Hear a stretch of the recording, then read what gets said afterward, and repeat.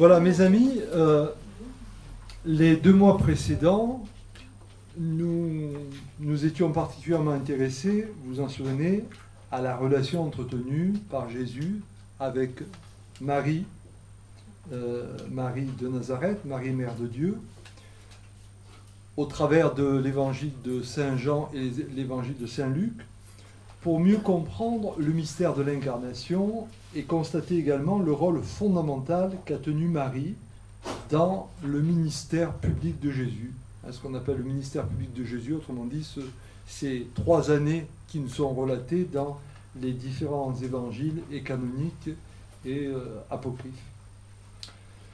Ce soir, nous allons plonger dans le 4e évangile, celui de Saint Jean, à partir de l'entretien de Jésus avec la Samaritaine. Un texte fameux qui va nous permettre de découvrir en quoi ce personnage évoqué seulement par Saint Jean, il faut bien le dire, la Samaritaine donc, en quoi ce personnage nous offre ce qu'on pourrait qualifier de théologie de la catholicité, autrement dit, la vocation à l'universel. Alors, précisons d'abord que le récit de Jean déborde le cadre strict du dialogue entre Jésus et la Samaritaine. C'est-à-dire que le dialogue entre Jésus et la Samaritaine, dans ce chapitre 4, concerne les versets 4 à 26, mais il se prolonge toujours dans ce chapitre 4 d'un deuxième dialogue, cette fois entre Jésus et ses disciples, c'est les versets 27 à 38, puis ce dialogue trouve un accomplissement dans une 3e séquence où les Samaritains seront associés au salut. Ce sont les versets 39 à 42, et on pourrait dire que là est le point d'orgue du récit. Donc le texte, en réalité, s'articule en 3 parties qui sont soigneusement liées l'une à l'autre. Alors, me direz-vous, pourquoi avoir proposé ce découpage des versets 1 à 29 que j'ai indiqué, même si vous n'avez pas eu encore le temps de le lire, mais vous le lirez ce soir avant de vous coucher. Eh bien, c'est parce que justement, j'ai voulu honorer le cadre de notre thématique qui est la nôtre pour cette année, Jésus et les femmes. Et donc, j'ai voulu moins cibler le dialogue de Jésus avec ses disciples, moins cibler le moment où les Samaritains se trouvent associés à cette proposition du salut que Jésus leur fait, pour me concentrer essentiellement sur le lien de Jésus avec cette femme samaritaine et voir en quoi elle représente ce qu'on pourrait qualifier l'enfantement d'une nouveauté. Alors, après nous avoir littéralement subjugué par son fameux prologue sur le mystère du Logos, le Verbe s'est fait chair, rappelez-vous, puis nous avoir évoqué la rencontre de Jésus avec ses disciples, ainsi que le commencement du ministère public de Jésus au moment des noces de Cana, Jean nous a aussi présenté la rencontre de Nicodème au chapitre 3 avec Jésus, une rencontre qui se fait de nuit, une rencontre qui se fait à Jérusalem. Et ce qui est intéressant dans ce passage avec Nicodème, c'est que le dialogue entre Jésus et Nicodème n'a pas débouché sur un acte de foi explicite de la part de Nicodème. Ensuite, sans doute à cause de la mauvaise réputation que Jésus s'est attirée, Jésus donc a dû quitter Jérusalem pour les bords du Jourdain, et donc Jésus quitte la Judée pour la Galilée et se trouve ainsi contraint de traverser le pays de la Samarie. Tel est donc le cadre dans lequel se situe notre texte de ce soir au sujet de cette rencontre entre le Christ et la Samaritaine. C'est toujours important de repréciser la dimension géographique, l'espace dans lequel on se situe. Alors, le lecteur avisé que vous êtes aura peut-être l'impression que Jean insiste lourdement sur la réussite de la prédication de Jésus en Samarie pour, d'une certaine façon, contredire l'échec qu'il vient de subir à plusieurs reprises auprès des Juifs. De sorte que nous pressentons là on pourrait dire une intention théologique de la part de l'évangéliste Saint Jean. Et donc ainsi la Samaritaine prend une dimension absolument capitale dans ce que le Christ vient nous signifier de ce qu'il appelle le salut, en quoi il nous sauve. Et le dialogue de Jésus avec la Samaritaine, sur lequel nous nous arrêtons ce soir, apparaît surtout comme une sorte d'exemple de pédagogie du Christ qui accompagne son interlocuteur pour le mener vers un chemin de l'intériorité.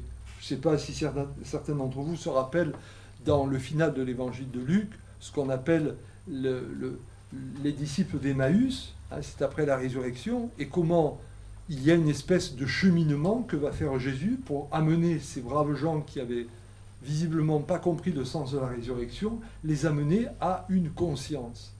Et bien là, on est bien avant la résurrection, du moins dans ce qui est rapporté dans l'Évangile, parce qu'évidemment l'Évangile ensuite est écrit post-résurrection, mais ça c'est un autre débat. Et donc ici, on voit que le Christ a une pédagogie d'accompagnement aussi, pour permettre d'entrer dans une compréhension de la religion qui soit plus extérieure, mais qui devienne intérieure. Alors, le texte qui nous intéresse se divise comme suit. Vous avez d'abord une introduction, des versets 1 à 6, puis un dialogue avec la Samaritaine qui va se faire des versets 7 au verset 26. Et ce dialogue avec la Samaritaine va alors se décliner en 4 temps. Premièrement, la demande par Jésus de l'eau, donne-moi à boire, et le don, moi je te donnerai l'eau vive, c'est les versets 7 à 10. Ensuite, la question de la source intérieure, hein, je viens t'apporter une autre eau, les versets 11 à 15. Troisièmement, l'évocation de Sainte Marie, hein, Jésus qui va dire à cette femme, mais tu as eu 5 maris, et en plus l'homme avec lequel tu es actuellement n'est pas ton mari. Quatrièmement, la révélation du culte véritable. Il ne s'agit plus de croire simplement à Jérusalem ou sur le mont Garizim. Il faut croire en esprit et en vérité. Ce sont les versets 20 à 26. Et enfin, en conclusion, la fonction théologique de la Samaritaine, ce sont les versets 27 à 29.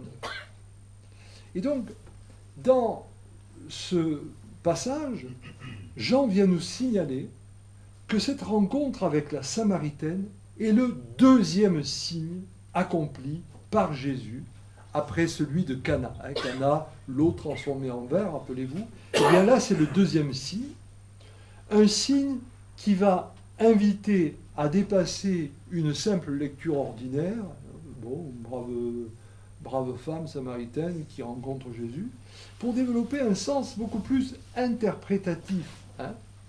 C'est quelque chose qui est propre au judaïsme, l'interprétation, ce qu'on appelle l'herméneutique, hein, c'est-à-dire cette discipline de l'interprétation, afin de discerner qui est ce Jésus qui nous parle. Jésus accomplit les œuvres de Dieu pour nous. Voilà la thèse que veut développer Saint Jean. Alors dans l'Ancien Testament, le Premier Testament, je devrais dire, notamment au livre du Deutéronome, au chapitre 6, verset 22, les signes dans l'histoire étaient appréhendés comme les traces de l'intervention de Dieu dans l'histoire des hommes. Dieu nous a sauvés, il nous a libérés de l'esclavage pour nous mener vers une terre de liberté où coulera le lait et le miel.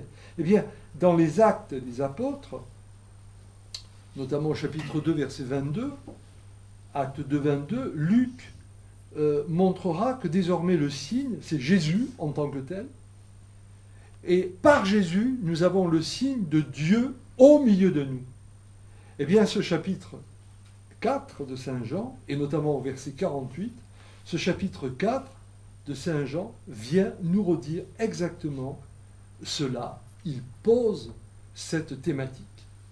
C'est la trame qui va caractériser donc cette scène de Jésus avec la Samaritaine dans l'évangile de Jean, mais le fait que cette révélation soit réalisée d'abord auprès d'une femme, qui de plus est samaritaine, donne un relief. à la portée du signe de Jésus comme Christ. C'est donc ce que nous allons maintenant découvrir ensemble au cours de cette soirée. Alors, pour appuyer ce que je veux vous exprimer ce soir, vous le savez, à chaque fois, je vous donne une petite bibliographie très courte. Je ne vous donne que 2 ouvrages. Comme ça, vous ne pouvez pas dire que je vous assomme, mais à la fin de l'année, ça fera quand même pas mal. Puisque nous avons 10 séances, vous comptez. Alors, donc, simplement, je voudrais vous citer le livre de Lita Bassé. Lita Bassé, B-A-2-S-E-T, c'est une protestante. Et son livre, c'est « Moi, je ne juge personne », avec comme sous-titre « L'Évangile au-delà de la morale ». C'est paru chez Albin Michel en 2003. Et puis, vous avez un autre ouvrage plus simple, mais en même temps plus fondamental encore. C'est le Cahier Évangile. Alors, le Cahier Évangile, c'est une série, vous savez, de petits cahiers qui travaillent exclusivement sur l'Écriture sainte, Ancien et Nouveau Testament, Premier et Deuxième Testament. Et là, c'est le Cahier Évangile numéro 31. Ils sont chacun numérotés, comme ça vous pouvez le trouver facilement.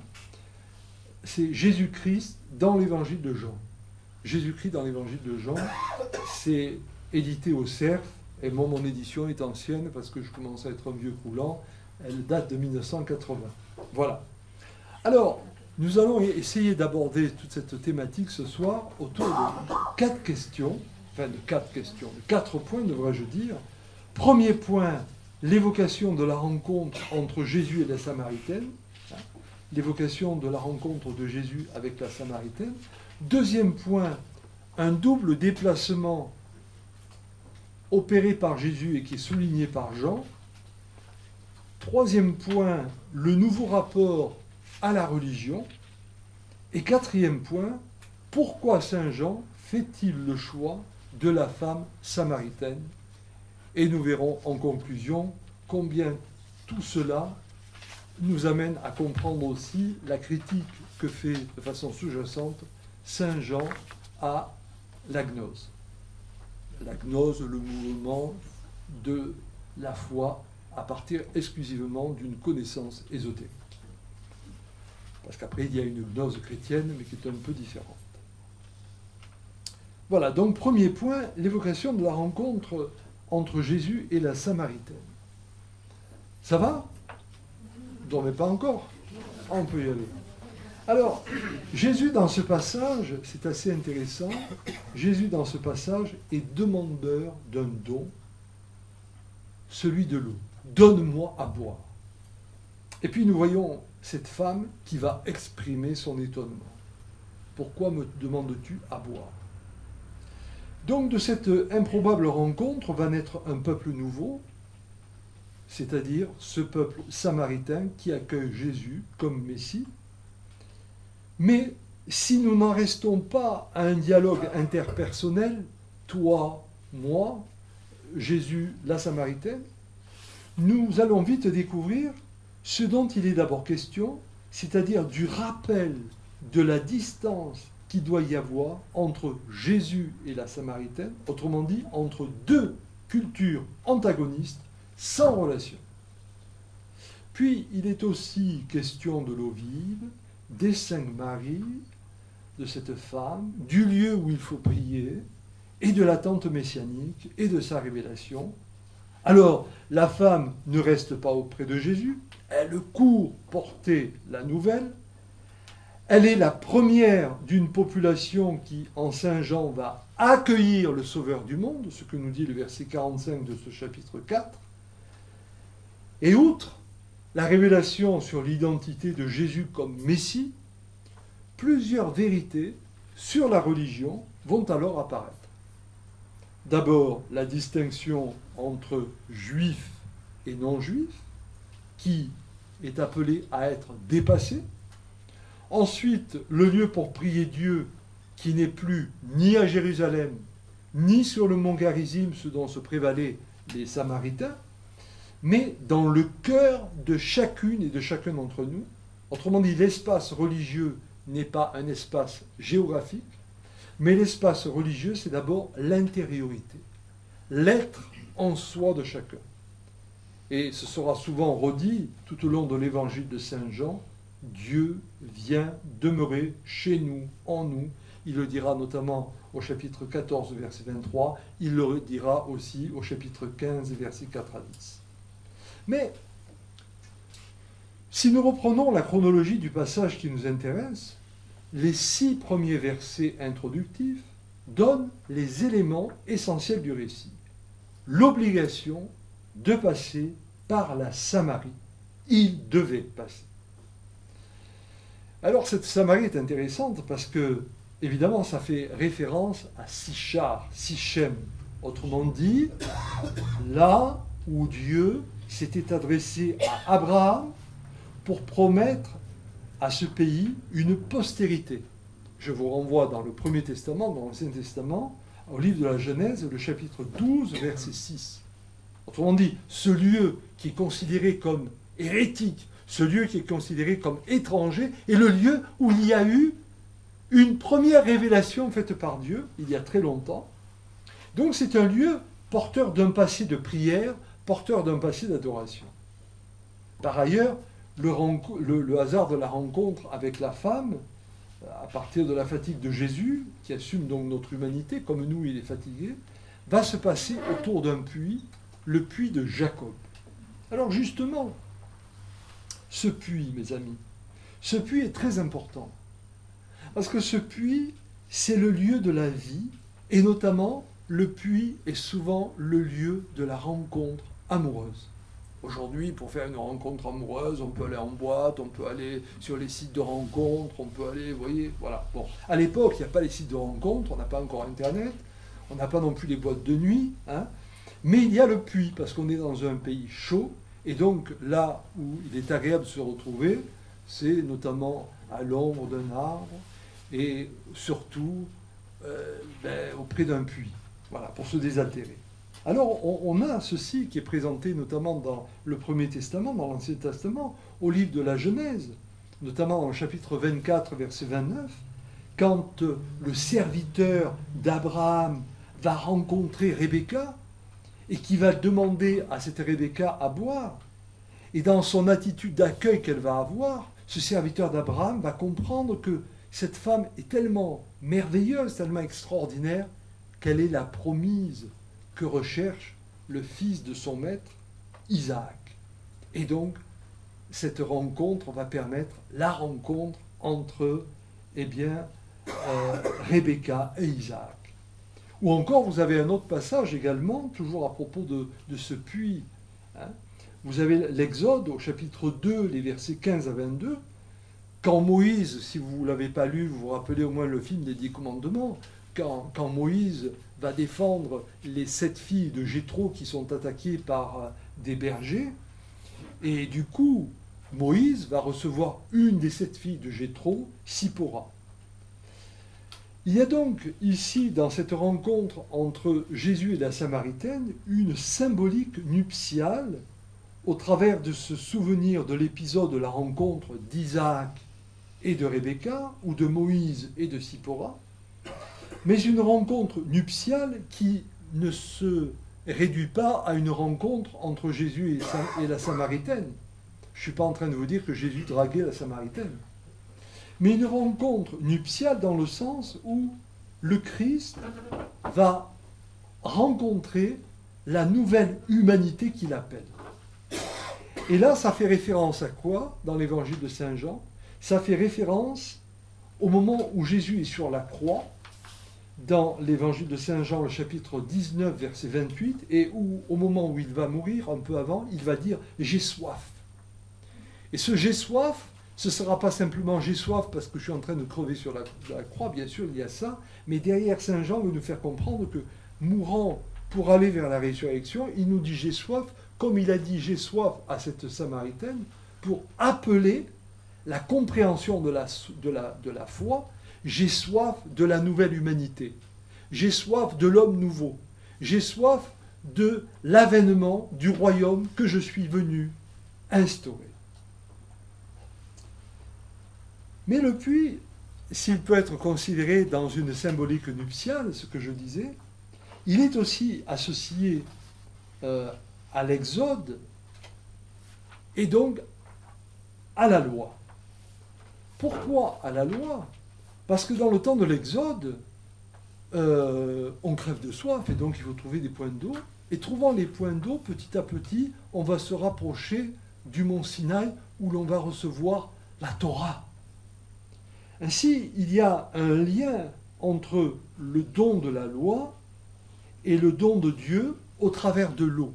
Cette eau permet de cheminer pour trouver la loi divine, la loi de vie. Car il s'agit bien d'un don demandé d'une certaine manière, donne-moi à boire, et d'un don accordé si tu savais le don de Dieu. Donne-moi à boire, la demande humaine, si tu savais le don de Dieu, le don divin. Et donc, les deux personnages de l'histoire chez Saint Jean, Jésus et les Samaritaines, viennent au puits, poussés par leur soif respective. Jésus qui est arrivé le premier est fatigué de la route. Et donc, on voit là toute sa fragilité physique. Il est fatigué du chemin. Et donc là, il est dans l'incarnation. Il assume notre incarnation dans les versets 7 à 10. Il exprime un manque. Ça nous rappelle quoi? Ça nous rappelle déjà dans le mariage de Cana. Ils n'ont pas de vin. Il manque de vin. Et là, il manque d'eau. Voilà. La femme, quant à elle, elle vient chercher l'eau nécessaire à ses occupations quotidiennes. Alors remarquons qu'il est plutôt rare, quand même, qu'une femme vienne chercher de l'eau en plein midi, en pleine chaleur, en pleine lumière, dans un pays si chaud. Moi, je peux vous dire, et je crois que d'autres ici ne me contrarieraient pas, en Corse, quand il fait bien chaud, on ne sort pas à midi. On dit qu'on est feignant, mais non, mais parce qu'on s'est levé à 4 heures du matin, qu'on a fait ce qu'il fallait. Après, on se calfeutre. Alors là, le sort en plein midi, c'est quand même étonnant. Et là, on retrouve quoi? On retrouve déjà l'intention théologique de Saint Jean, qui, dans l'épisode précédent, au chapitre 3, avec Nicodème, nous disait que Nicodème était venu rencontrer Jésus de nuit. Vous me dites, oui, il est venu de nuit, il peut venir de jour. Non, il est venu de nuit. Et là, on sent bien que Saint Jean veut nous faire entendre quelque chose, il veut nous faire entendre que le Christ nous fait passer des ténèbres, nos nuits, à la lumière. Ce Christ qui apporte la lumière. Et là, avec la Samaritaine, il veut nous faire comprendre autre chose. Il nous annonce que l'aridité de nos questionnements ne nous conduit qu'à nous assoiffer davantage, tant que l'on ne rencontre pas le Messie Sauveur, le seul qui puisse étancher notre soif. Et là, on sent déjà, qui vient un peu titiller nos amis gnostiques. C'est-à-dire, oui, connaître, mais connaître pourquoi? Si c'est connaître en soi, on n'aboutit à rien. La connaissance n'a d'intérêt que si c'est pour rencontrer le maître de la vie. Alors, les premiers mots de la femme, en réponse à la demande de Jésus, au verset 7, « Donne-moi à boire, donne-moi à boire ». Eh bien, les premiers mots de la femme semblent contester la possibilité même d'un dialogue. Toi, un juif, tu me demandes à boire à moi, une femme samaritaine? Et là, il y a un truc. Et oui, normalement, un juif pieux devrait s'abstenir de demander une nourriture, quelle qu'elle soit, à un samaritain. Et qui plus est, ne devrait pas s'adresser publiquement à une femme. Donc les statuts sociaux respectifs des deux personnages pèsent lourd sur ce dialogue. Et plus tard, on va voir même que les disciples eux-mêmes sont étonnés, voire choqués, que Jésus ait pu parler seul à seul avec cette femme. C'est le verset 27. Alors ça peut vous prêter à sourire, mais je suis sûr que Jean-Michel doit se rappeler qu'il y a 50 ou 60 ans en arrière, enfin on n'est quand même pas si vieux, mais quand même, si on parlait à une femme, vous avez lu Astérix en Corse, hein, elle te plaît ma sœur? Elle te plaît pas ma sœur? Voilà. Enfin bref, c'est pas si vieux que ça qu'on ne parlait pas n'importe comment à une femme. Et alors, ce rapport entre juifs et samaritains il est quand même compliqué. Pourquoi ? Je ne vais pas pouvoir tout reprendre sur ce qui caractérise les Samaritains. Simplement, ce que je voudrais vous dire, c'est que depuis le retour de l'exil, c'est-à-dire 530 ans à peu près avant Jésus-Christ, les Juifs, en particulier les Judéens, donc ceux qui sont autour de Jérusalem, considèrent les Samaritains comme ne respectant pas les traditions de la Torah. Et donc ils considèrent les Samaritains comme des étrangers, voire comme des hérétiques. Et donc ils ne se fréquentent pas pour ne pas être considérés comme des impurs. Et dans les années 40-50 de notre ère, au moment où il y a les premiers conflits entre chrétiens et juifs autour de Jérusalem, eh bien les chrétiens vont se réfugier pour partie en Samarie, où les Samaritains leur feront plutôt bon accueil. C'est ce que nous rapportent notamment les Actes des Apôtres au chapitre 8, verset 5. Cela peut expliquer d'ailleurs l'origine de l'évangile de Saint Jean, qui apparaît aussi sympathique pour les Samaritains. Parce qu'effectivement, quand Saint Jean écrit son évangile, on est bien après la vie de Jésus, comme tous les évangiles, ce n'est pas un reportage journalistique, et en plus c'est le plus récent évangile qui est écrit autour de 90-100. Mais il n'empêche que c'est intéressant qu'il se soit servi de ce contexte-là. Et donc, ce rejet par la femme samaritaine qui ne veut pas confondre et juif et samaritain, qui ne veut pas confondre le rapport homme-femme, va permettre à Jésus de reprendre et de conserver l'initiative par une expression assez incroyable. Si tu savais le don de Dieu, si tu connaissais celui qui te dit « donne-moi à boire », c'est toi qui lui aurais donné, qui lui aurais demandé, et il t'aurait donné de l'eau vive. À le verset 10. Et là, nous assistons alors à un double déplacement. Et c'est ce double déplacement que je veux maintenant évoquer dans ce point 2 de ma réflexion. Un double déplacement souligné par Jean. Un double déplacement qui est remarquablement indiqué par Jean ici.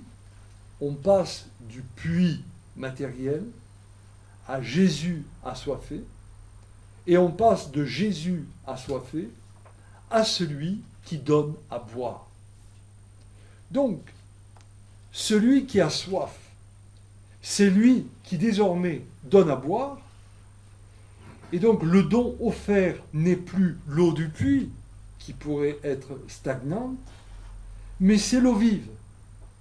Et la source jaillissante de cette eau vive, c'est cet inconnu qui se tient là, debout devant cette femme, et qui va apparaître comme le Messie attendu, tant par les Juifs que par les Samaritains.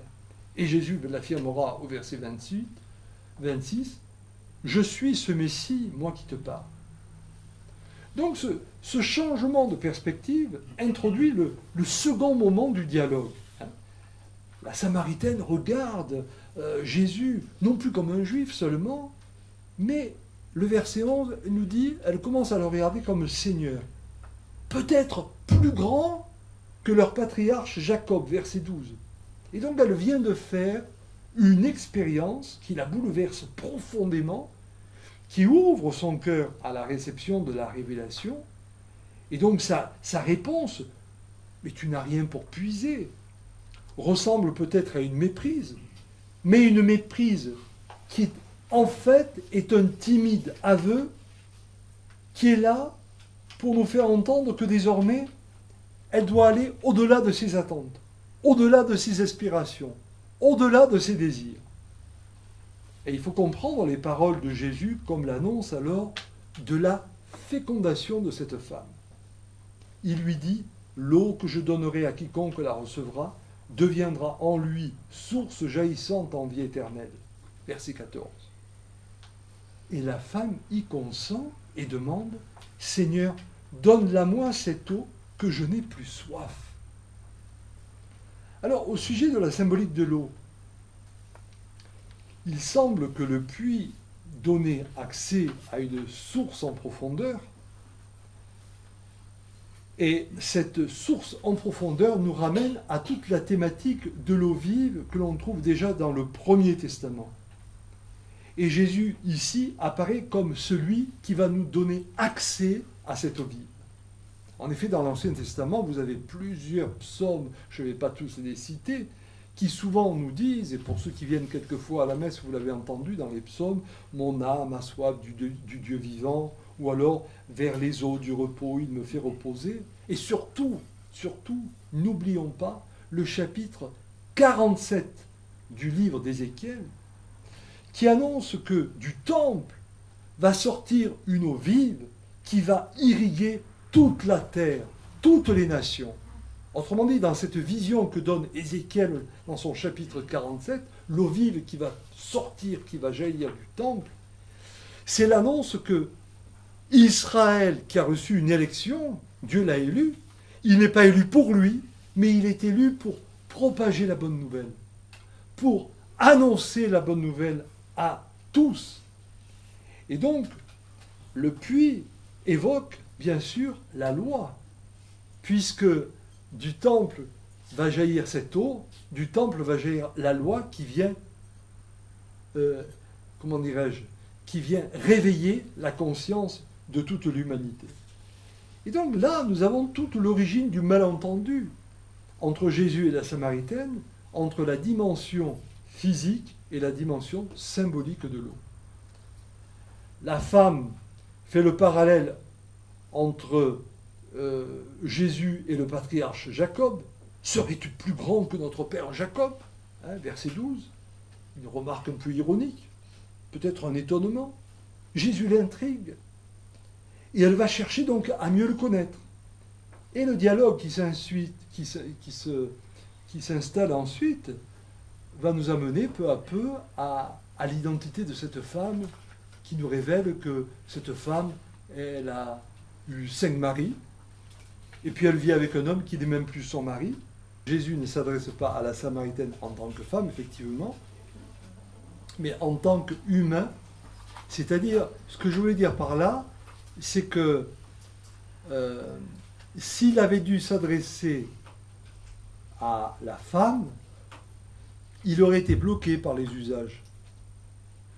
Il s'adresse à la femme parce que, au-delà du fait qu'elle soit une femme, elle est d'abord l'être humain. Et c'est cet être humain qu'il vient interpeller. Mais après, j'ai rajouté, il s'adresse aussi à la femme. Et alors, s'adressant à la femme, il lui parle de l'homme qui n'est pas son mari, et il lui parle de ses 5 maris.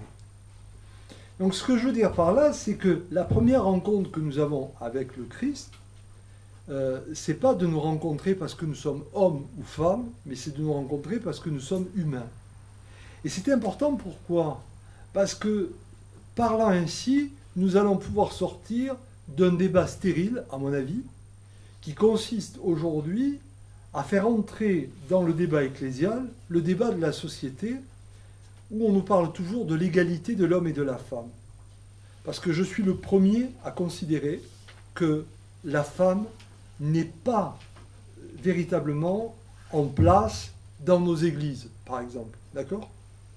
Mais si nous entrons dans ce débat à partir d'un regard égalitariste, alors nous allons entrer dans une inflation. L'homme fait ça, pourquoi la femme ne le ferait pas ? La femme fait ça, pourquoi l'homme ne le ferait pas ? Et on ne s'en sortira pas. Et donc ce qui est important, c'est d'abord d'entendre que le Christ s'adresse à nous, au-delà du fait que nous soyons sexués, il s'adresse à nous. Et donc nous tous, nous sommes convoqués. Et il me semble que par là, le ministère ordonné n'est pas adressé seulement aux hommes, il n'est pas adressé aux femmes, il est adressé à l'humanité, que nous sommes hommes et femmes. Ça, c'est le premier point. Et puis le deuxième point ensuite, s'adressant alors à nous ensuite comme être sexués, parce qu'effectivement nous sommes hommes et femmes, ce qui m'intéresse alors, c'est ce que j'ai essayé d'expliquer, mais c'est pas facile, je le reconnais, c'est que, car même il y a une insistance chez Saint Jean pour montrer le lien de Jésus avec les femmes. Alors c'est pas que chez Saint Jean, puisque je vous ai parlé aussi de Luc, à propos du ministère public de Jésus avec Marie, et puis on reviendra sur d'autres passages d'évangile au-delà de Jean. Mais quand même, chez Saint Jean, c'est très prégnant. Et ce faisant, et c'est ça qui me paraît extraordinaire, oui, le Christ, à partir du moment où il assume l'humanité, il est obligé de passer par une des dimensions de l'humain. Donc, il prend les traits du masculin Jésus, Yeshua.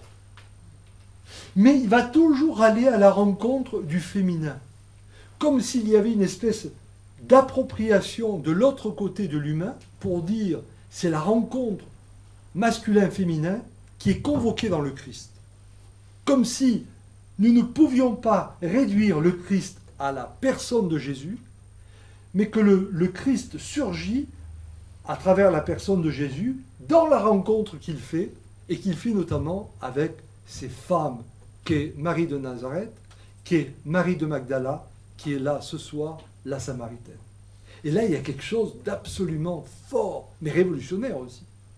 Parce que je peux vous dire que si certains frères, prêtres ou théologiens m'entendaient dire cela, ils me trucideraient. Mais ça fait rien, j'accepterai. Parce qu'on est fait pour mourir sur la croix. J'y suis déjà un petit peu passé, à un moment donné. Et je ne dis pas ça par démagogie, mais je le dis parce que, d'abord, j'en suis convaincu, et ensuite parce que si nous n'honorons pas ce rapport masculin et féminin ressaisi dans le Christ, nous n'honorons pas non plus le fait que tout est ressaisi dans le Christ. Parce que ce n'est pas simplement le rapport sexué homme-femme, mais ce sont toutes les réalités. Autrement dit, les différences culturelles, les différences philosophiques, les différences de religion, tout est ressaisi dans le Christ.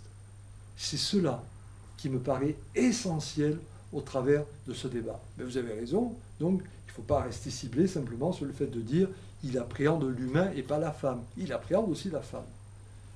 Et il appréhende d'autant plus la femme qu'il permet ce ressaisissement des deux versants de l'humain. Alors après, pour la deuxième partie de votre question, je ne sais pas, parce que si c'était adressé exclusivement au masculin, il l'a déjà fait, c'est vrai qu'il n'a jamais parlé des femmes des hommes.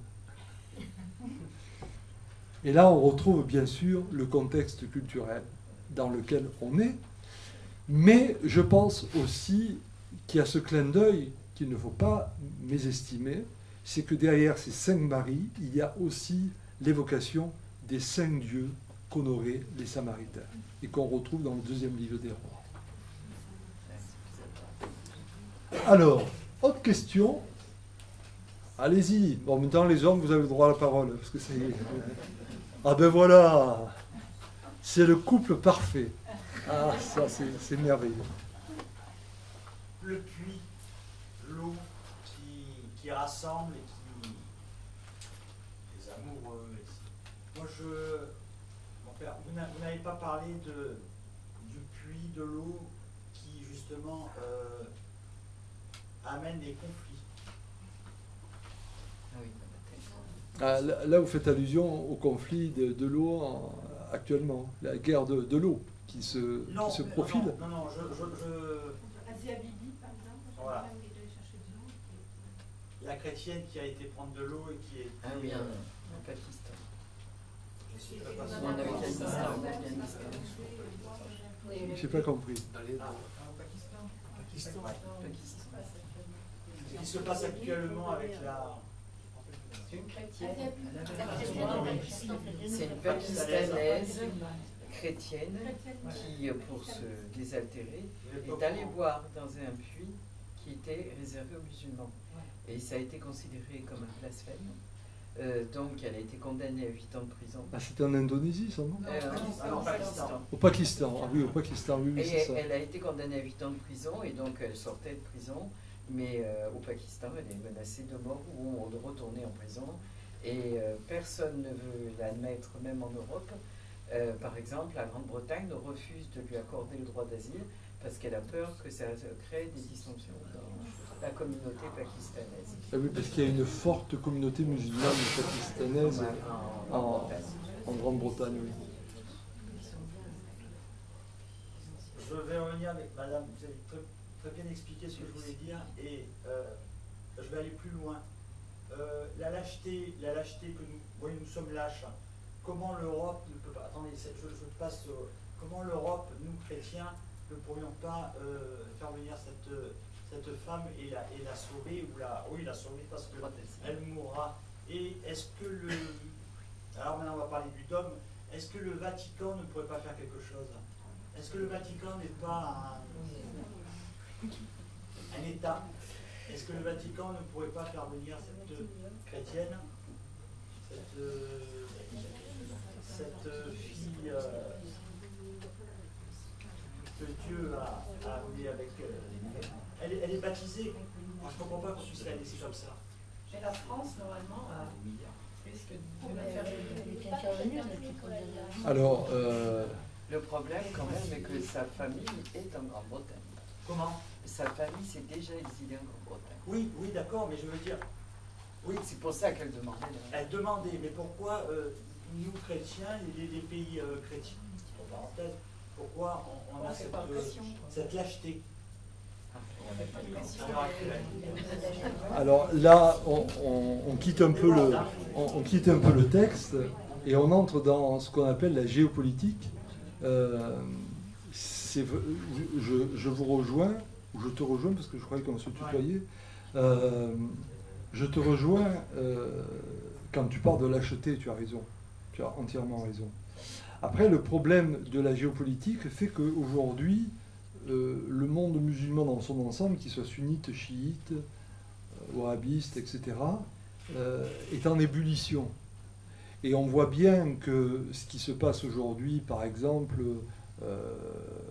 en Irak, ce qui se passe aussi avec le Liban, ce qui se passe dans toutes ces régions, il y a une grande pression entre les communautés musulmanes chiites et sunnites. Et il y a toute une politique de l'Arabie saoudite aujourd'hui qui pousse dans un certain sens. Bref. Et donc, derrière, il y a les alliances avec les pays occidentaux. Donc, la question, c'est que si cette femme, elle, la pauvre, elle est prise dans cette nasse, si cette femme est accueillie, on va apparaître comme ceux qui condamnons l'islam. Alors que ce n'est pas du tout le cas. Hein. Et donc là, on retrouve quoi? On retrouve une espèce de durcissement qui se fait actuellement au travers des religions, mais un durcissement qui n'est pas le fait que des religions, un durcissement à travers des religions qui est en réalité le résultat d'un monde qui est en train de se fragmenter parce que à partir de ce qu'on a appelé la mondialisation et au-delà de la mondialisation aujourd'hui par ce monde multipolaire, on a perdu nos repères, on ne sait plus où on va, il n'y a plus de grandes idéologies politiques et donc les êtres sont en train de s'arc-bouter sur des vieux schémas. Parce que ce qu'on peut dire de l'islam, on pourrait aussi le dire du christianisme. Ce qu'on appelle le mouvement évangélique aux États-Unis, c'est un mouvement qui a une lecture littérale de la Bible. Je pense qu'on n'a rien à envier aux musulmans, et ce que je viens de vous présenter ce soir, si je le faisais dans certaines communautés américaines ce soir, je serais trucidé, au sens propre du terme. Donc on voit qu'il y a des crispations un peu partout qui sont soi-disant des crispations religieuses, mais qui en réalité révèlent un monde qui est complètement en perte de sens. Et donc on est dans un chaudron actuellement. Le monde va mal. Il y a un risque de guerre partout. Et je pense que ce qui s'est même passé dans le tweet entre le président Trump et Macron est très révélateur de ça. Donc je crois que c'est très difficile. Si aujourd'hui l'État du Vatican disait parce qu'elle est baptisée, nous l'accueillons, ce serait très logique. Mais il risque de provoquer une sorte de guerre de religion. Parce que beaucoup d'États dits islamistes vont se dire, mais alors voilà, les chrétiens, etc., ne respectent pas nos coutumes, etc. Et ce sera, j'allais dire presque le prétexte pour partir dans un conflit. Et c'est vrai que quand on est chef d'État comme l'est le pape, je ne suis pas là pour le défendre, j'essaie de comprendre, il y a sa foi, et je suis sûr que dans sa foi, il voudrait accueillir cette femme, et en même temps, il est obligé de tenir compte de ces équilibres. Et de la même manière, les chefs d'État qui sont dans des pays plutôt de tradition chrétienne. Alors la France, elle a un statut un peu particulier. On est toujours empêtré avec notre laïcité qu'il faudrait un petit peu revisiter, parce qu'elle est très mal interprétée aujourd'hui, et à mon avis, elle est plutôt interprétée à l'encontre des chrétiens, souvent, parce que c'est plutôt de l'anticléricalisme, souvent, que de la laïcité. Mais n'empêche que grâce à cette laïcité, aujourd'hui, peut-être qu'il n'y a que la France qui serait apte à pouvoir accueillir cette femme. Mais là, c'est vraiment l'exemple de ce qui peut nous figer, et qui montre à quel point Jésus est révolutionnaire. Parce que si on va au bout de ce que je vous ai présenté ce soir, oui, cette femme, mais bien sûr que nous devons l'accueillir. Mais au-delà de cette femme, nous ne pouvons pas accepter ces espèces de fragmentation, de séparation qu'on va faire parce qu'on est femme ou homme.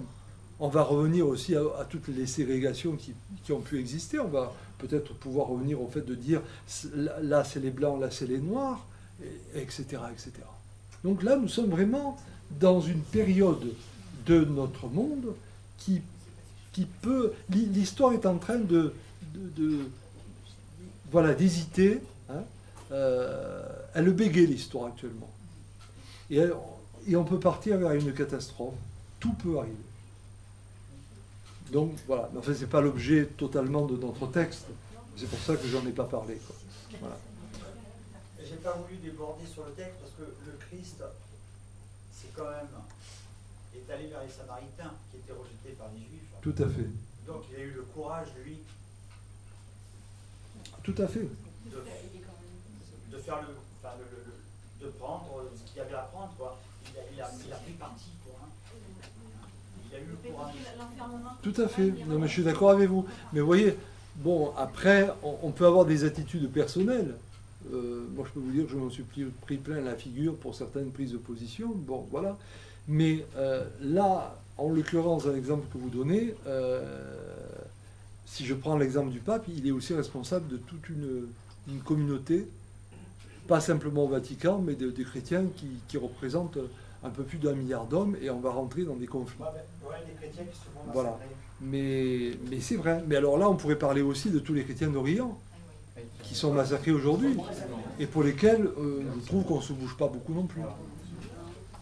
Voilà. Mais c'est vrai. Mais vous voyez à quel point, c'est ça qui me paraît intéressant, à quel point le Christ vient nous questionner dans notre actualité et dans notre manière de nous situer. Parce que c'est bien beau de dire je crois, mais si après nous n'avons pas une éthique de vie, une façon d'être, notre je crois n'a pas tellement de sens. D'autres... oui, Yolande.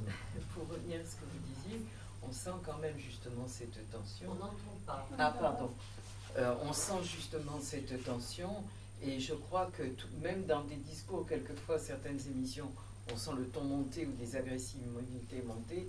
Le questionnement, je pense, est quand même présent, parce qu'on a vraiment l'impression que les gens s'arrêtent, prennent reculent, ont un certain retrait, pour ne pas être celui par qui le scandale arrive. Je crois qu'il y a ce bégaiement, il y a cette conscience, il y a ce questionnement, même chez des personnes qui sont même quelquefois très excitées. Parce que je crois que plus ou moins consciemment, c'est ce questionnement. On peut mettre le feu aux poudres avec 3 fois rien en ce moment. Tout à fait. Et on la sent. On voit quelquefois, je trouve, dans des débats, tout le monde s'arrête de parler quelquefois, et on voit même la position physique des personnes autour des tables. Elles se reculent dans leur siège et elles ne parlent plus.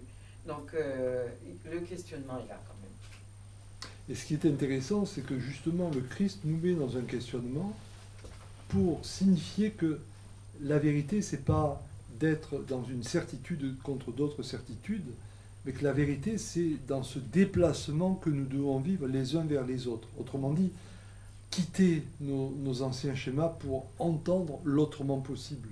Et là, vraiment, ça demande tout un travail sur soi, c'est clair. Hein. Mais voilà, là, je crois que cette proposition-là, elle vaut le coup quand même. Et c'est une... Oui, moi j'ose le dire, c'est une bonne nouvelle, ça. c'est toujours d'actualité. Alors, d'autres questions par rapport au texte aussi? Oui, Jacques. Je voudrais avoir trois petites remarques. La première est purement technique sur l'évangile, enfin la ville de Jérusalem. Il n'est pas mentionné 12 heures, mais 6 heures. Alors, je ne sais pas pourquoi c'est différent. Il est mentionné les 6 heures. 6 heures. 6 heures,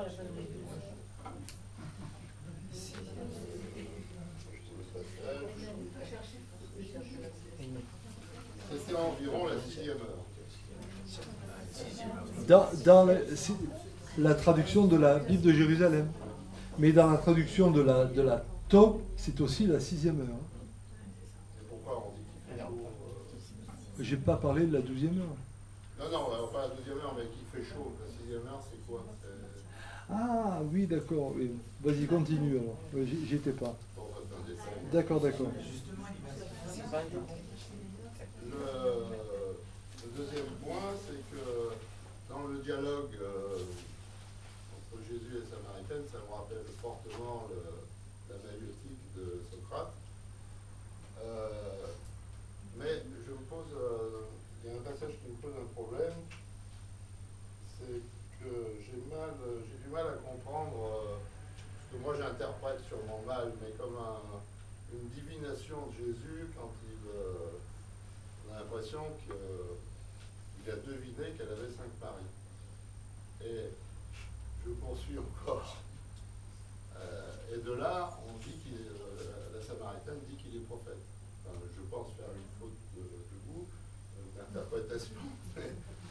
Voilà. Et le troisième point, qui me paraît plus essentiel, on l'a déjà évoqué un peu, c'est que tu as parlé d'entrée à l'introduction du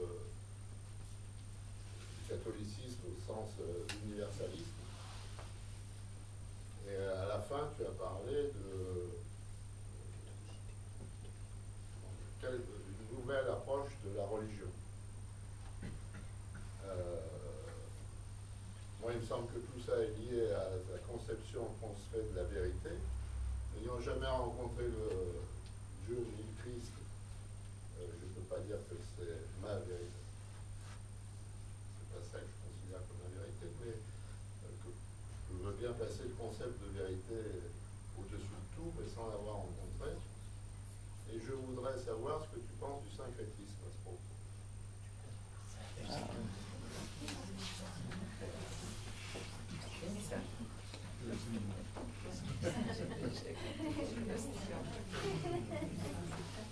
Alors, par rapport à la 6e heure, simplement,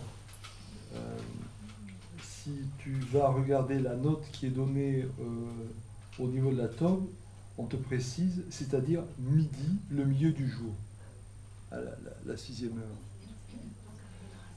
Donc, c'est-à-dire c'est le temps de la pleine lumière. Donc, on ne va pas se battre après sur l'histoire de midi, pas midi, mais ce qui est intéressant là, chez Saint Jean, c'est qu'il veut nous faire comprendre qu'on est dans le moment de la journée où on est en pleine lumière, autrement dit, véritablement, c'est le temps de l'illumination. Voilà, c'est ça que Saint Jean veut affirmer. Bon, le côté divinatoire... oui, ben voilà, donc... de toute façon, Jésus est souvent appréhendé sur d'autres thématiques. Il est appréhendé aussi comme le thaumaturge, puisqu'il guérit.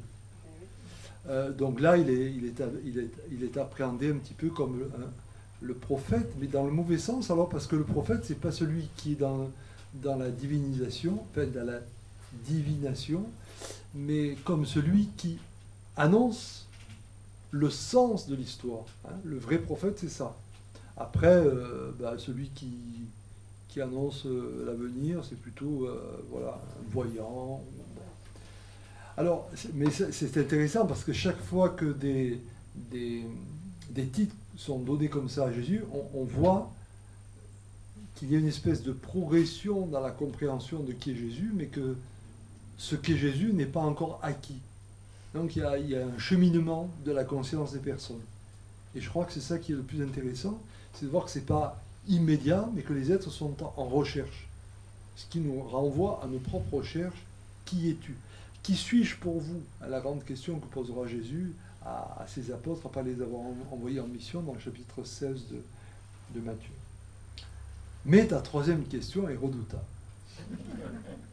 Comme toujours, tu me diras. Parce qu'effectivement, donc, oui, j'ai affirmé le fait que, au fond, ce qu'apporte véritablement le Christ, à travers du kérygme des apôtres, Christ est mort et ressuscité. Nous en sommes témoins. Donc partant de là, si je rencontre le Christ dans ma vie, ce qui va être essentiel, c'est pas de savoir si véritablement Marie était vierge ou pas vierge, si il a parlé ceci ou il a fait cela. Ce qui va être essentiel, c'est cette compréhension de la mort-résurrection et comment cette mort-résurrection vient me questionner, me placer dans une éthique de vie. Et donc c'est vrai que la mort-résurrection, déjà ça donne une espérance. Ça veut dire que nous croyons que nous sommes promis à un au-delà, que notre vie ne s'arrête pas sur ce pèlerinage terrestre. Mais la mort-résurrection, ça veut dire aussi que, quelles que soient les situations de vie que nous vivons, il y a toujours la possibilité de basculer dans une autre façon d'entendre, une autre manière d'être. D'où le fait de dire, par exemple, que quelqu'un qui a volé, ce n'est pas un voleur, mais c'est une personne qui a posé un acte répréhensible, mais qui peut être autrement. Et donc, on ne peut pas être pour une condamnation absolue. C'est ce qui fait aussi qu'on ne peut pas être pour la peine de mort en tant que chrétien, parce qu'on va toujours croire que l'être peut être différent, au-delà de l'acte condamnable qu'il a posé, pour lequel il faut le sanctionner, mais pour autant ne pas le condamner définitivement, parce qu'il peut renaître. Voilà. Donc là, c'est toute cette anthropologie qui va surgir de notre compréhension de notre foi dans la mort-résurrection. Mais si on va au bout du bout, effectivement, nous ne sommes pas dans une certitude qui fait que je vais asséner ma vérité contre une vérité. La vérité, elle sera toujours dans ce déplacement que nous avons à vivre les uns vers les autres. Et donc, tu me poses la question du syncrétisme. Et là, il me semble que le problème du syncrétisme, ça consiste à dire tout se vaut. Toutes les religions se valent. Que Jésus, Mahomet, Bouddha, tout ça, c'est pareil. Bien, pourquoi pas? Mais il me semble que la mort-résurrection, c'est autre chose. C'est de dire qu'il faut que nous entrions dans un rapport à l'altérité. C'est pas de dire que tout se vaut, mais c'est de dire que tout est essentiel à condition que j'appréhende la différence que l'autre m'apporte, mais que l'autre appréhende ma propre différence. Et ce qui me paraît difficile dans le syncrétisme, c'est qu'en disant tout se vaut, nous effaçons les différences. Pour dire finalement, le Christ c'est Bouddha, Bouddha c'est le Christ, que Mahomet c'est le Christ Bouddha, etc. Et donc nous effaçons tout. Et je dirais que, symboliquement, le syncrétisme, pour moi, c'est Babel. Babel, c'est-à-dire ce moment où dans l'Ancien Testament, au livre de la Genèse, on dit les hommes veulent parler une seule langue, ils font une tour pour monter vers le ciel avec une seule langue.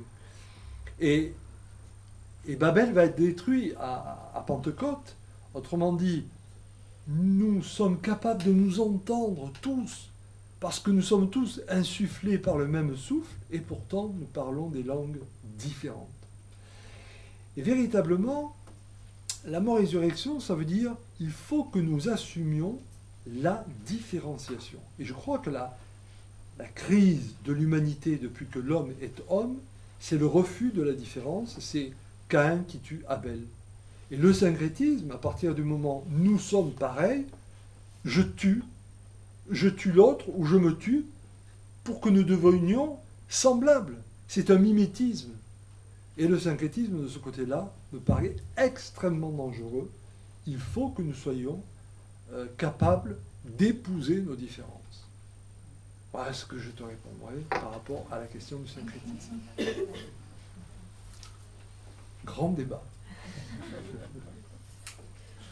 D'autres questions? Oui, Marie-Paul. Je voudrais revenir un peu sur Emmanuel Kant.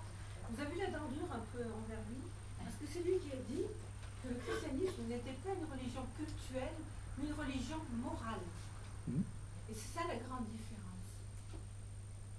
Oui, tout à fait, mais attendez. Il y a des tas de religions qui sont basées sur un culte. Tout à fait, Le mais christianisme, c'est ça l'universalité du christianisme. C'est que c'est une religion morale. il ajoute une religion morale, la morale du devoir. Oui, ça c'est son petit côté. Non, mais j'apprécie Emmanuel Kant dans un certain plan, mais la morale du devoir, ce serait d'ailleurs bien qu'on se la rappelle un peu aujourd'hui, hein, parce qu'on parle beaucoup des droits, mais pas souvent des devoirs. Mais la morale du devoir m'inquiète un peu dans le sens où, du coup, si nous parlons de la morale du devoir, on va retrouver toute cette thématique du il faut pas, c'est permis, c'est interdit, et on en a crevé de ça. Et il me semble que l'éthique de vie telle qu'en parle Paul Ricoeur, c'est la morale, mais c'est la morale de la responsabilité.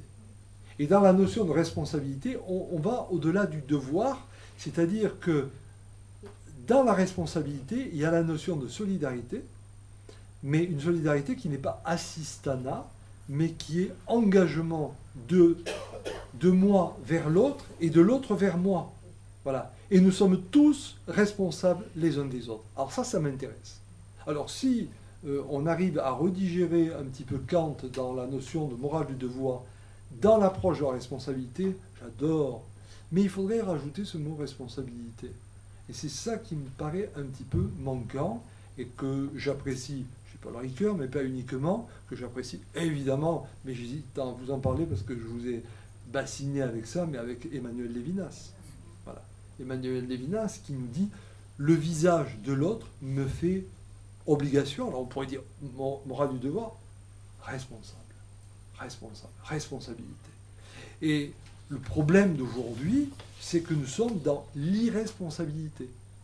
Par exemple, ce qui se passe aujourd'hui, c'est dramatique, en Californie, ailleurs, ces incendies, etc. Alors immédiatement, on va chercher le bouc émissaire. On va essayer de savoir, c'est la faute à qui? Ce n'est pas la question de la faute, c'est la question de la responsabilité. Comment arriver à appréhender le drame qui nous arrive comme une question à partir de laquelle il faut que nous envisagions autrement notre mode de croissance, notre mode d'exister, notre mode de développement, etc. Là, c'est tout un chamboulement de notre paradigme de pensée qui est là. Voilà. Mais après, vous avez raison, Emmanuel Kant, c'est quand même une belle référence. Voilà. Je suis parfois un peu trop radical. Oui? Je voulais dire par rapport à ce que Rappelez-moi votre prénom. Dominique. Par rapport à ce que vous dites en ce moment, j'ai regardé des vidéos, puis j'ai acheté à l'heure actuelle un livre qui s'appelle Les tisserands d'Abdénou Bidar. Ça s'appelle Abdénou Bidar. Et le titre? Les tisserands. Les tisserands, d'accord. Et en fait, ça rejoint un petit peu ce qu'on disait tout à l'heure, que par rapport à l'altérité, il donne effectivement en disant qu'il faudra un changement de civilisation, un changement de société, mais à tous les niveaux, au niveau de l'altérité, au niveau du travail, au niveau de la conception de la vie. Et effectivement, il y a des gens comme ça qui commencent à bouger. En même temps, il est musulman, il est philosophe, essayiste et tout, il est musulman, mais bon, peut-être que des gens comme ça vont pouvoir faire bouger, parce qu'en plus, il est impliqué au niveau de l'éducation, donc il a quand même un poste important. Mais bon, c'est peut-être pas suffisant. Vous savez, moi je suis inquiet, mais je ne suis pas pessimiste. Dans les années 90, il y a un philosophe, sociologue allemand qui s'appelle Hans Jonas, qui a écrit un livre remarquable. Je l'ai mal prononcé, Ursula, tu me pardonnes, je ne suis pas... Voilà. mais qui a écrit un livre remarquable qui s'appelle Principe responsabilité. Et dans cet ouvrage, Hans Jonas disait que, au fond, nous allons vers des catastrophes, style par exemple l'écologie, hein, le problème de le réchauffement de la planète, en fait, toutes ces grandes questions. Et donc, face à ces grands défis, on a beau se cacher derrière les histoires nationalisme, pas nationalisme, religion, pas religion, tout ce qu'on veut, à un moment donné, c'est le devenir de notre planète qui est en jeu, et qui n'est pas en jeu dans 200 ans, dans 50 ans, dans 100 ans, qui est en jeu pour les 30 années qui viennent. Et donc, là, on voit qu'il y a une espèce d'urgence. Et même des pays totalitaires, comme la Chine, par exemple, ils sont en train de réfléchir sur les problèmes de pollution. Parce que, on ne respire plus dans les grandes villes chinoises. Hein. Alors, bien sûr, vous allez me dire Trump, mais je pense que Trump, c'est un épiphénomène qui montre bien qu'on peut avoir des espèces de réactions crispées, mais qui ne sont que passagères. Et il va arriver à un moment où l'humanité va devoir répondre à ce grand défi. Et moi, je pense qu'on va aller vers cela. Alors, vont se dresser, bien sûr, des gens qui seront encore dans la réaction, dans l'opposition, dans la crispation, tant sur le plan politique que sur le plan religieux. Mais on voit aussi sur le plan religieux beaucoup et je vous rejoins, dans l'islam, il y a de plus en plus de théologiens qui essayent de repenser la capacité à l'interprétation du Coran. Alors que par définition, le Coran, on ne peut pas l'interpréter puisque c'est le livre de Dieu. Mais on voit qu'il y a des mouvements qui sont en train de bouger. Et pareil dans le christianisme, le judaïsme, le bouddhisme, etc. Donc je suis assez optimiste là-dessus, à condition, alors pour ce qui est de la religion, qu'on ne tombe pas dans le syncrétisme. Parce que sinon, on va bâtir une nouvelle tour de Babel, ce sera un remède pire que le mal. Semble-t-il. D'autres questions? Ce texte vous laisse sans voix. CENT ou SN? Oui, alors, Jean-Michel. Ah, pardon. Ah, vous êtes deux à la fois à parler. Alors. Non, mais Jean-Michel. Non, j'avais pas vu Jean-Michel. Oui, Jean-Michel a demandé la parole. Je crois que le texte, il répond en fait à travers tous il répond à travers tous les échanges que nous avons pu avoir là. Parce que cette Samaritaine, au bord de son puits, effectivement, elle est dans un choix. Elle est dans le choix de garder son eau. Donc, je lui ai dit, son eau, c'est son eau, c'est son puits, c'est quelque chose qu'elle ne veut pas partager finalement, ou alors, si elle peut ne pas la partager, elle ne le fera pas. Et c'est cette vérité dont on dit qu'elle sort du puits, avec sa vérité, chacun sa vérité, son petit coin, son truc. Et c'est ça, et le choix qui est proposé, c'est d'aller vers quelque chose, cette autre nature. On revient peut-être à Isha Isha, là, finalement. Hein. Voilà. C'est cette autre nature de l'homme qui fait que là, il va être dans l'altérité, c'est-à-dire c'est cette partie de ce sacré qu'il y a dans toute l'humanité. Alors on n'est pas dans le syncrétisme, mais on est dans ce qu'il y a de commun dans toute l'humanité qui peut amener à l'universalité. Et là, il y a un vrai échange, il y a des vrais ponts, mais cette eau, elle ne vient pas effectivement du fond du puits, elle vient d'ailleurs. Donc je crois que la réponse, enfin les questions et les réponses, c'est très actuel tout ça, c'est très actuel. Soit on a un puits pour soi, et on s'abreuve, et on aura toujours soif. Parce que ça ne sera jamais assez. Et on en demandera de plus en plus. Ça, c'est une dénature, une partie de notre nature, hein, on va dire la nature, tu as employé le mot de profane et sacré, peut-être la nature profane de l'homme, mais de l'homme avec un grand H, de l'humanité.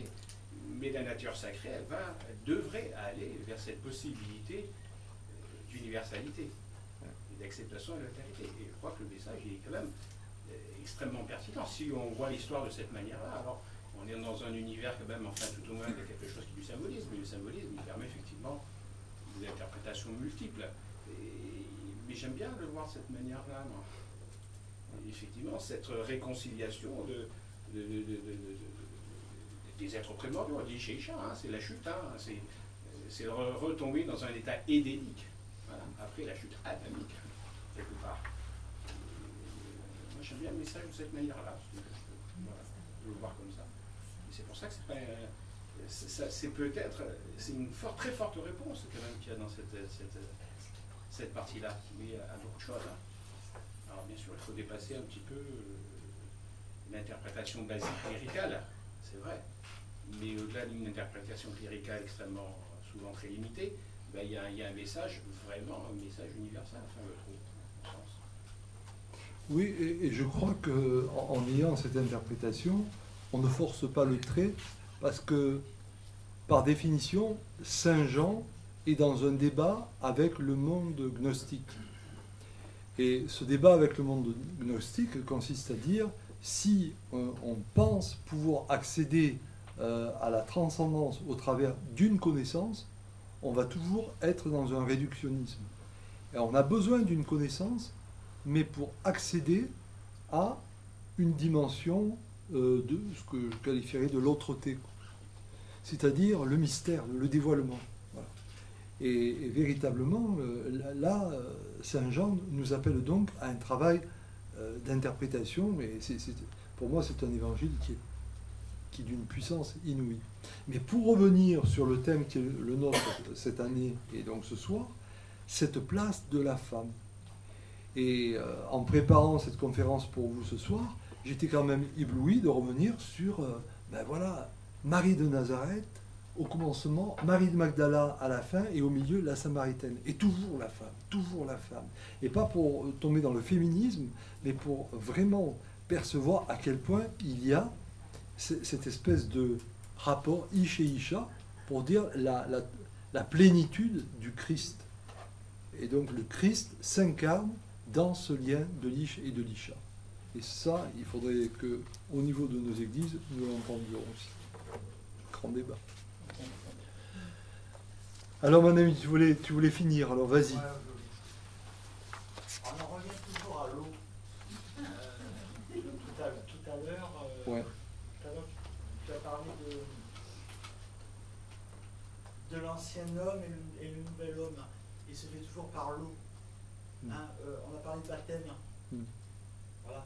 Alors je voulais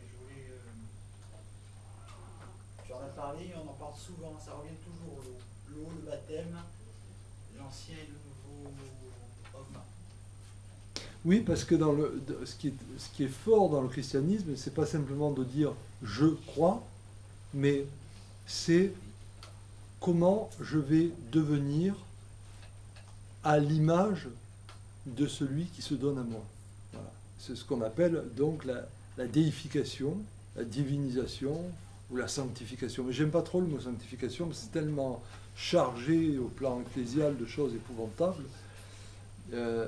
En tout cas, voilà, on est appelé à vivre une transformation constante. Et la foi, c'est donc pas une croyance.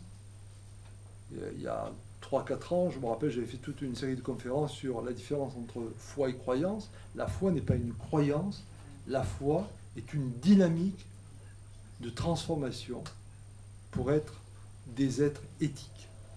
Voilà. Et ça, c'est fondamental. Eh bien, pour justement, grâce à ce que tu viens de nous dire, tu m'introduis dans le prochain thème que nous aborderons au mois de décembre, juste un petit peu avant Noël. Ça nous permettra de comprendre aussi la portée de ce que nous allons chercher dans la crèche. Le mercredi 19 décembre, nous aborderons le thème Jésus et la pécheresse. Et là, avec un sous-titre, alors, tout un programme, l'ouverture aux archétypes du féminin. L'ouverture aux archétypes du féminin. Alors, c'est l'évangile de Saint Luc, le chapitre 7, versets 36-50. Alors, je vous invite à le lire. Voilà. D'ici là, portez-vous bien. Soyez dans la joie. Ne désespérez pas. Et puis, si certains s'inquiètent, venez au séminaire sur le transhumanisme. Bonne soirée.